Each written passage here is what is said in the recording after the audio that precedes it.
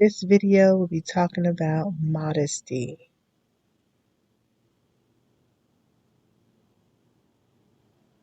Before the 1900s, women were not even told to dress modestly because they already knew.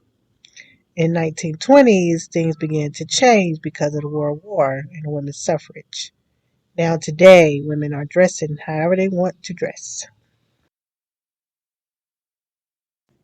The women before 1900, they dressed modestly. They wore long dresses and long sleeves, and um, they were modest. And no one had to tell them to put their clothes on right. They were just shameful to even want to show their nakedness. And this was all because of our country was founded on godly principles. It was founded on the Bible, and so they had a sense of morality. Even in 1900 to 1910, they were still modest.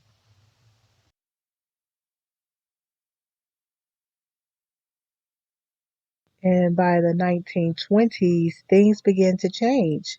Women began to not be ashamed to show their bodies, and they wore shorter dresses, no sleeves, more chest during this time. And what was going on during this time? World War One, women's suffrage, and the enemy used that to deceive our women and do the things that are not pleasing to God. But it has went downhill from there. Women are not even ashamed anymore. They come out showing their nakedness like it's okay. God does not want his children to be this way, and he wants us to be separate from the world. He wants us to be different and not do the things that they do. If the women from 1900 saw the women today, they would be ashamed for them. Let's hear what a former phenomenal girl has to say about modesty. So, Jemiah, what do you think about modesty? Alright, so what I think about modesty is it's something that God cares about. So it's something that we should care about as well. And how we dress and carry ourselves. That's what I think about when we talk about modesty. Like, is it something that covers up well? Is it something that pleases God?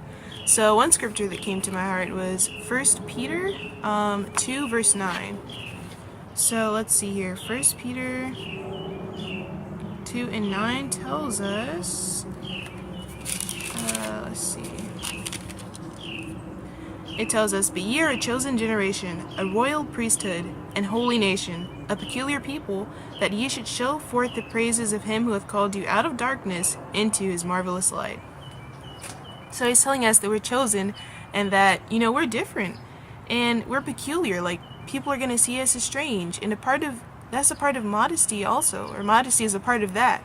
Like, that's one of the reasons that people may wonder at us because we don't dress the way that the world dresses. And it may arise, questions and even an opportunity for you to share your faith because of the way you dress. Because many people don't dress the way the Lord wants them to anymore. So this is a part of us standing out and, being a peculiar people. And another scripture that came to mind was Romans, I believe. Romans 12 verse 2. And Romans 12 verse 2 says, "And be not conformed to this world, but be ye transformed by the renewing of your mind, that ye may prove that what is good, what is that good and acceptable and perfect will of God." So he doesn't want us to be conformed in the things that we do, but also in our dress style. The latest fads and fashions that are coming out. The Lord doesn't want us to be conformed to the world. He doesn't want us to look like them either. Not in how we act, not in how we look. So modesty is a part of standing out, and it's something that pleases God because, this is what He requires. And it also makes us different and gives us an opportunity to share the light. So that is what I have to say about modesty. Woo-hoo! Thank you, Jemiah.